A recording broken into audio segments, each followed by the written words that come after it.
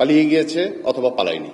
যদি পালিয়ে গিয়ে থাকে, কে পালাতে সাহায্য করেছে, আর যদি না পালিয়ে থাকে, কার বাড়িতে এসেছিল, কোথায় ছিল, কোথায় রাখা হয়েছিল, এখন কোথায় আছে, এগুলা নিয়ে আমরা মাঠে এখন পর্যন্ত কাজ করেছি। পুলিশ অপারেশন প্ল্যান করেছে কিন্তু শনিবার রাত 11টার পর থেকে, আর আমরা মাঠে অলরেডি বিজিবি সদর দপ্তরের নির্দেশনা মোতাবেক যেদিন ঘটনা ঘটেছে ওই দিন রাতে থেকেই আমরা মাঠে।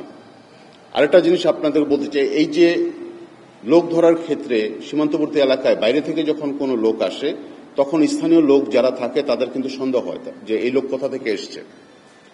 এটাকে যাতে আরো বাড়ানো যায় সেই জন্য আমরা শুক্রবার এবং শনিবার সারাদিন এই সন্দেহজনক যে আক্রমণকারী আছে, ফয়সাল নামের যে লোকটা আছে, তার ছবিটা আমরা প্রিন্ট করে আমাদের সমস্ত টহল দলের মাধ্যমে সমস্ত গ্রামে যারা জমিতে কাজ করেন, যারা দোকানে বসে থাকেন, তাদের কাছে আমরা এই ছবিটা দেখিয়ে বলেছি এই চেহারার বা এরকম লোক যদি কোনো লোক আপনাদের এলাকায় আসে, সন্দেহ ছাড়া আপনারা তাকে ধরে রাখবেন এবং আমরা এসে তাকে জিজ্ঞাসাবাদ করব। আমরা আপনাদের আশেপাশে আছি, সর্বোচ্চ 1 থেকে 2 মিনিটের ভিতরে আমরা আপনার লোকেশনে পৌঁছাবো, কারণ আমাদের পুরো টিম, আমাদের বিওপির সমস্ত টিম নিয়ে আমরা তখন মাঠে।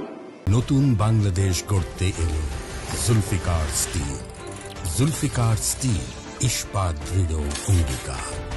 মাঠে, রাস্তায়, সমস্ত স্পর্শকাতর এলাকাগুলোতে আমরা তখন অবস্থান করছি। গ্রামবাসীকে আমরা জানিয়ে দিয়েছি, দোকানদারকে ছবি দেখিয়েছি এবং সবাইকে অনুরোধ করেছি যে দেখা মাত্রই যেন আমাদেরকে জানায়।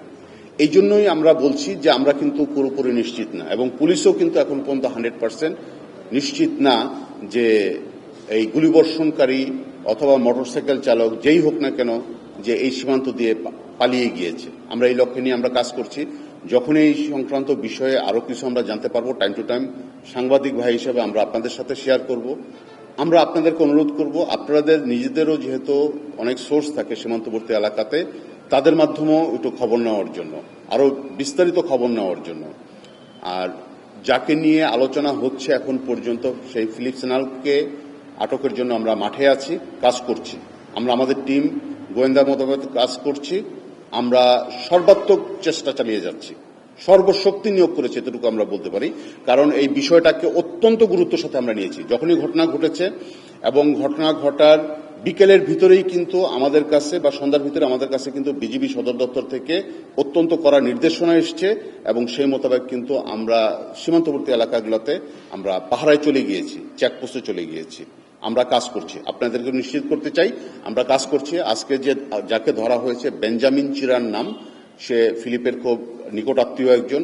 আমরা ধারণা করছি সেও ফিলিপের সহযোগী হিসেবে কাজ করেছে, ফিলিপের অবস্থান জানার জন্য বা পাচারকারী হিসেবে তারা কতটুকু হেল্প করেছে, এই বিষয়গুলো নিশ্চিত হওয়ার জন্য আমরা তাকে জিজ্ঞাসাবাদ করছি এখন বিজিবিতেই, এবং আমাদের জিজ্ঞাসাবাদ শেষ হয়ে গেলে আমরা তাকে নিকটস্থ থানা যেটা আছে আমরা তাদের থানায় সোপর্দ করব। এইটুকু আপনাদেরকে নিশ্চিত করতে পারি।